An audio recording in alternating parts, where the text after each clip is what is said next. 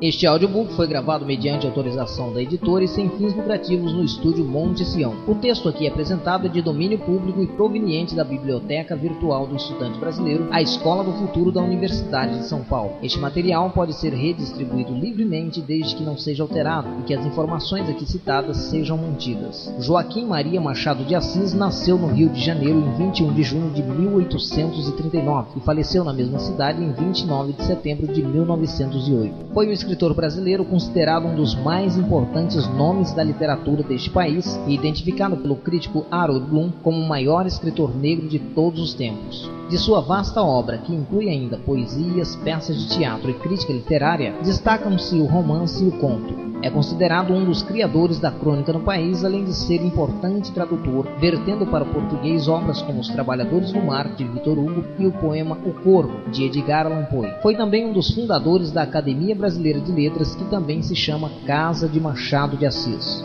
Leitura feita por Clésio Firmino, Mariana.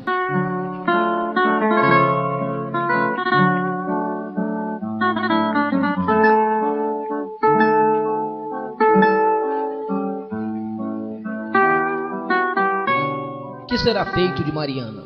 Perguntou Evaristo a si mesmo no Largo da Carioca, ao despedir-se do velho amigo que lhe fez lembrar aquela velha amiga. Era em 1890.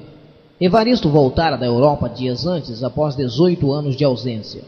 Tinha saído do Rio de Janeiro em 1872 e contava demorar-se até 1874 ou 1875, depois de ver algumas cidades célebres ou curiosas, mas o viajante põe e Paris dispõe. Uma vez entrado naquele mundo em 1873, Evaristo deixou-se ir ficando além do prazo determinado. Adiou a viagem um ano, outro ano, e afinal não pensou mais na volta. Desinteressara-se das nossas coisas. Ultimamente nem lia os jornais daqui. Era um estudante pobre da Bahia, que os ia buscar emprestados e lhe referia depois uma ou outra notícia de vulto. Senão quando, em novembro de 1889, entra-lhe em casa um repórter parisiense que lhe fala da Revolução do Rio de Janeiro, pede informações públicas, sociais, biográficas. Evaristo refletiu.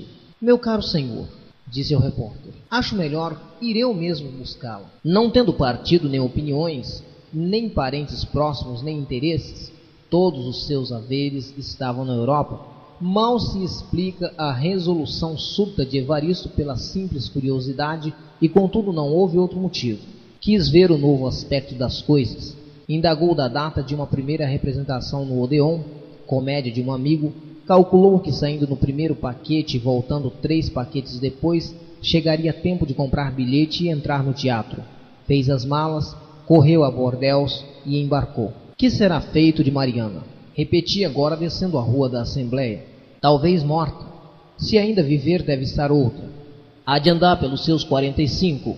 Upa, 48. Era mais moça que eu, uns 5 anos. 48, bela mulher, grande mulher, belos e grandes amores. Teve desejo de vê-la. Indagou discretamente, soube que vivia e morava na mesma casa em que a deixou, Rua do Engenho Velho, mas não parecia desde alguns meses, por causa do marido que estava mal, parece que a morte. Ela também deve estar escangalhada, disse Evaristo ao conhecido que lhe dava aquelas informações. Homem, não. A última vez que a vi, achei-a frescalhona. Não se lhe dá mais de 40 anos. Você quer saber uma coisa? Há por aí roseiras magníficas, mas os nossos cedros de 1860 a 1865 parece que não nascem mais. Nascem. Você não os vê porque já não sobe ao Líbano, retorquiu Evaristo. Crescera-lhe o desejo de ver Mariana. Que olhos teria um para o outro? Que visão antiga viria transformar a realidade presente? A viagem de Evaristo, cumpre sabê-lo, não foi de recreio, senão de cura. Agora que a lei do tempo fizera sua obra, que efeito produzia neles quando se encontrasse a espectro de 1872, aquele triste ano da separação que quase o pôs doido e quase o deixou morta. Dias depois apiava-se ele de um tilbre à porta de Mariana e dava um cartão ao escravo que lhe abriu a porta. Enquanto esperava, circulou os olhos e ficou impressionado. Os móveis, eram os mesmos de 18 anos antes. A memória, incapaz de recompor na ausência, reconheceu-os a todos, assim como a disposição deles, que não mudaram. Tinha um aspecto vetusto. As próprias flores artificiais de uma grande jarra que estava sobre um aparador havia desbotado com o tempo. Tudo ossos dispersos que a imaginação podia enfaixar para restaurar uma figura a que só faltasse a alma. Mas não faltava a alma. Pendente na parede por cima do canapé estava o retrato de Mariana. Tinha sido pintado quando ela contava 25 anos. A moldura, dourada uma só vez, descansando em alguns lugares, contrastava com uma figura ridente e fresca. O tempo não descolara a formosura. Mariana estava ali, trajada à moda de 1865, com seus lindos olhos redondos e namorados. Era o único alento vivo da sala, mas só ele bastava a dar à decrepitude ambiente a fugidia mocidade. Grande foi a comoção de Evaristo. Havia uma cadeira defronte do retrato, ele sentou-se nela e ficou a mirar a moça do outro tempo. Os olhos pintados fitavam também os naturais, porventura admirados do encontro e da mudança, porque os naturais não tinham o calor e a graça da pintura. Mas pouco durou a diferença. A vida anterior do homem resistiu-lhe à verdura exterior, e os olhos embeberam-se uns nos outros, e todos nos seus velhos pecados. Depois, vagarosamente, Mariana desceu da tela e da moldura, e veio sentar-se defronte de Evaristo. Inclinou-se, estendeu os braços sobre os joelhos e abriu as mãos. Evaristo entregou-lhe as suas, e as quatro apertaram-se cordialmente. Nenhum perguntou nada que se referisse ao passado, porque ainda não havia passado. Ambos estavam no presente. As horas tinham parado tão instantaneamente e tão fixa, que parecia haver sido ensaiadas na véspera para esta apresentação única e interminável. Todos os relógios da cidade e do mundo quebraram discretamente as cordas, e todos os relojoeiros trocaram de ofício. Adeus, velho logo de Lamartine. Evaristo e Mariana tinham ancorado no oceano dos tempos. E aí vieram as palavras mais doces que jamais disseram lábios de homem nem de mulher, e as mais ardentes também, e as mudas, e as treslocadas, e as expirantes, e as de ciúme, e as de perdão. Estás bom? Bom. E tu? Morria por ti. Há 1 hora que te espero, ansiosa, quase chorando, mas bem vês que estou risonha e alegre, tudo porque o melhor dos homens entrou nessa sala. Por que demoraste tanto? Tive 2 interrupções no caminho, e a segunda muito maior que a primeira. Se tu me amasses deveras, gastaria 2 minutos com as 2 e estaria aqui há 3/4 de horas. Que riso é esse? A segunda interrupção foi teu marido. Mariana estremeceu. Foi aqui perto, continuou Evaristo. Falamos de ti. Ele primeiro, a propósito, não sei de que, e falou com bondade, quase que com ternura. Cheguei a crer que era um laço, um modo de captar a minha confiança. Afinal, despedimo-nos, mas eu ainda fiquei espiando a ver se ele voltava. Não vi ninguém. Aí está a causa da minha demora. Aí tens também a causa dos meus tormentos. Não venhas outra vez com essa eterna desconfiança, atalhou Mariana sorrindo como na tela há pouco. Que quer você que eu faça? Xavier é meu marido. Não hei de mandá-lo embora, nem castigá-lo, nem matá-lo, só porque eu e você nos amamos. Não digo que o mates, mas tu o amas, Mariana. Amo-te e a ninguém mais, respondeu ela, evitando assim a resposta negativa que lhe pareceu demasiado crua. Foi o que pensou Evaristo, mas não aceitou a delicadeza da forma indireta. Só a negativa rude e simples poderia contentá-lo. Tu o amas, insistiu ele. Mariana refletiu um instante. Para que hás de resolver a minha alma e o meu passado? Disse ela. Para nós, o mundo começou há 4 meses e não acabará mais. Ou acabará quando você se aborrecer de mim, porque eu não mudarei nunca. Evaristo ajoelhou-se, puxou-lhe os braços, beijou-lhe as mãos e fechou nela o rosto. Finalmente deixou cair a cabeça nos joelhos de Mariana. Ficaram assim alguns instantes, até que ela sentiu os dedos úmidos, ergueu-lhe a cabeça e viu-lhe os olhos rasos d'água. Que era? Nada, disse ele. Adeus. Mas que foi? Tu o amas, tornou Evaristo. E essa ideia apavora-me, ao mesmo tempo que me aflige. Porque eu sou capaz de matá-lo se tiver certeza de que você o amas. Você é um homem singular, retorquiu Mariana, depois de enxugar os olhos de Evaristo com os cabelos, que despenteara às pressas para servi-lo com o melhor lenço do mundo. Que o amo? Não, já não amo. Aí tens a resposta. Mas já agora hás de consentir que te diga tudo, porque a minha índole não admite meias confidências. Desta vez foi Evaristo que estremeceu, mas a curiosidade mordia-lhe a ele o coração de tal maneira que não houve mais temer, senão guardar e escutar. Apoiado nos joelhos dela, ouviu a narração que foi curta. Mariana referiu o casamento, a residência do pai, a dor da mãe e a perseverança dela e de Xavier. Esperaram 10 meses, firmes, ela já menos paciente que ele, porque a paixão que a tomou tinha toda a força necessária para as decisões violentas, que de lágrimas verteu por ele, que de maldições lhe saíram do coração contra o pai, e foram sufocadas por ela, que temia a Deus e não quisera que essas palavras, como armas de parricídio, a condenassem, pior que ao inferno, a eterna separação do homem a quem amava. Venceu a constância, o tempo desarmou os velhos e o casamento se fez. Lá se ia 7 anos. A paixão dos noivos prolongou-se na vida conjugal. Quando o tempo trouxe o sossego, trouxe também a estima. Os corações eram harmônicos, as recordações das lutas pungentes e doces. A felicidade serena veio sentar-se à porta deles como uma sentinela, mas bem depressa foi-se a sentinela. Não deixou a desgraça, nem ainda o tédio, mas a apatia, uma figura pálida, sem movimento, que mal sorria e não lembrava nada. Foi por esse tempo que Evaristo apareceu aos seus olhos e arrebatou. Não a arrebatou ao amor de ninguém, mas por si mesmo nada tinha que ver com o passado, que era um mistério e podia trazer remorsos. Remorsos? Interrompeu ele. Podia supor que eu os tinha, mas não os tenho nem os terei jamais. Obrigado, disse Evaristo após alguns momentos. Agradeço-te a confissão. Não falarei mais de tal assunto. Não amas é o essencial. Que lindo és tu quando juras assim e me falas do nosso futuro. Sim, acabou. Agora que estou, ama-me. Só a ti, querido. Só a mim? Ainda uma vez, jura? Por estes olhos, respondeu ela, beijando-lhe os olhos. Por estes lábios, continuou impondo-lhe um beijo nos lábios. Pela minha vida e pela tua. Evaristo repetiu as mesmas fórmulas, com iguais cerimônias. Depois sentou-se defronte de Mariana, como estava a princípio. Ela ergueu-se então por sua vez e foi ajoelhar-se aos pés, com os braços nos joelhos dele. Os cabelos caídos enquadravam tão bem o rosto, que ele sentiu não ser um gênio para copiá-la e legá-la ao mundo.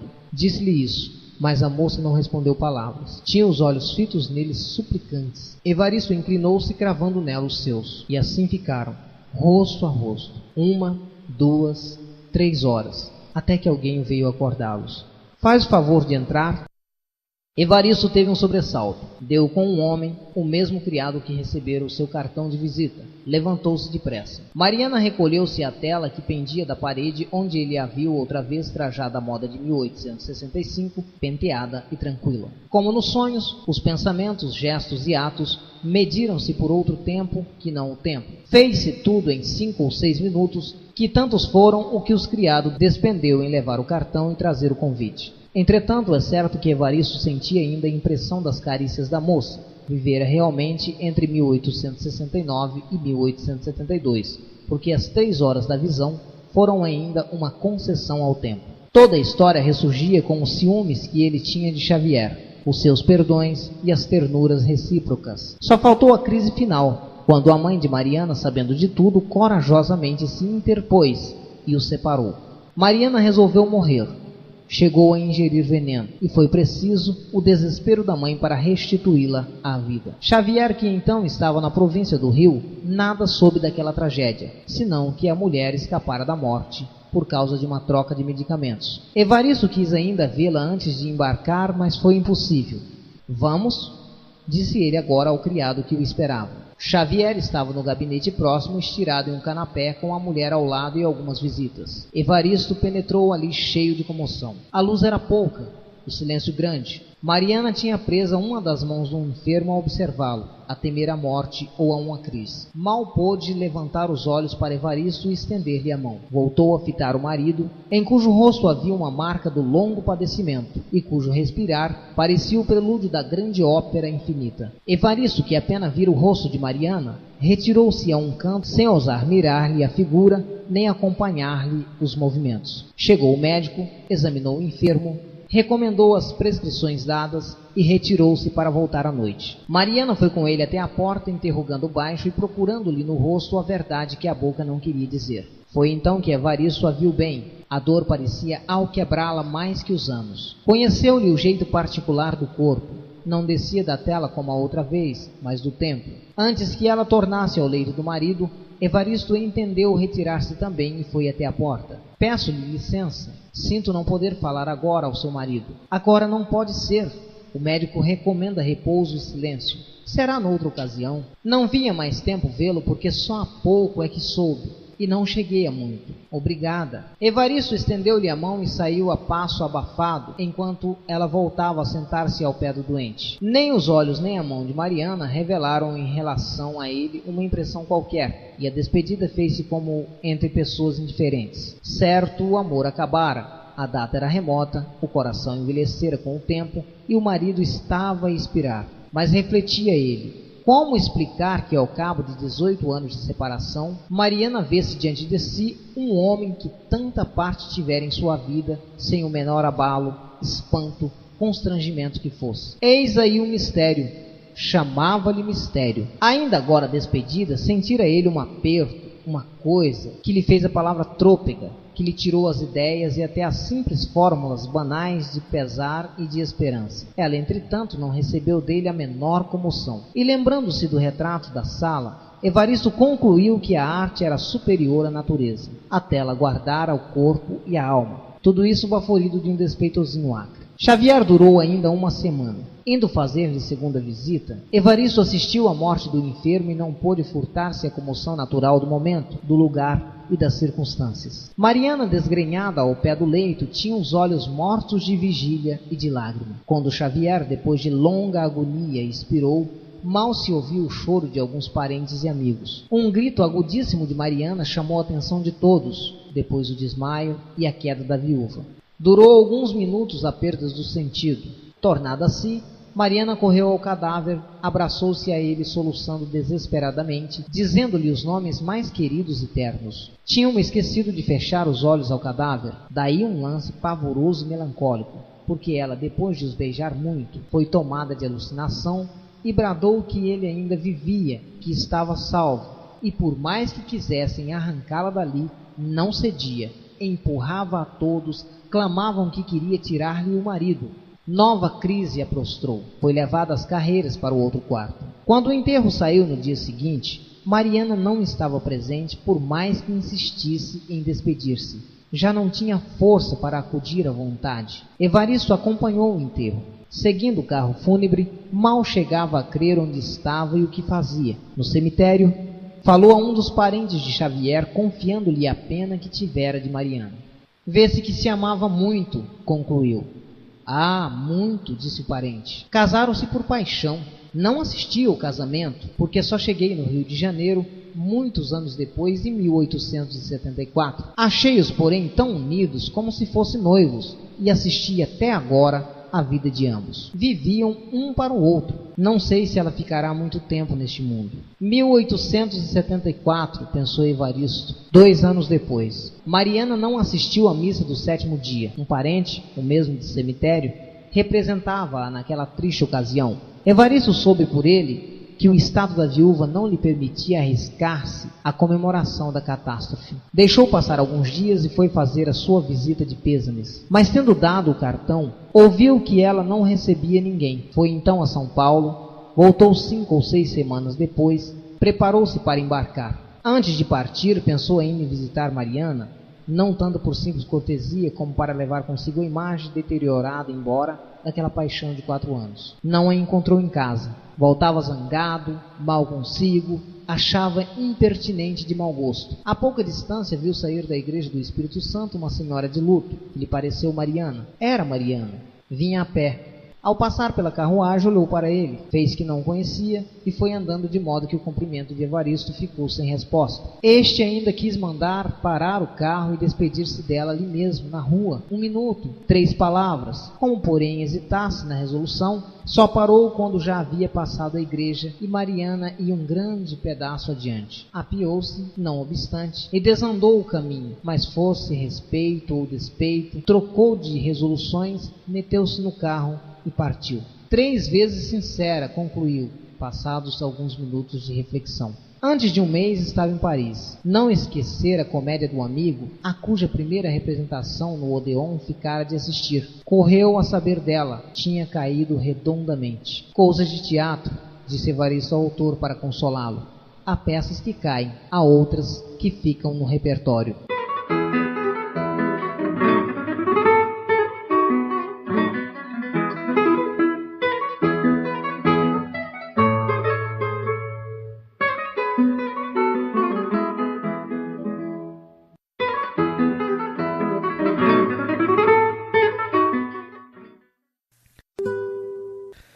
Para ler este conto, acesse www.poeteiro.com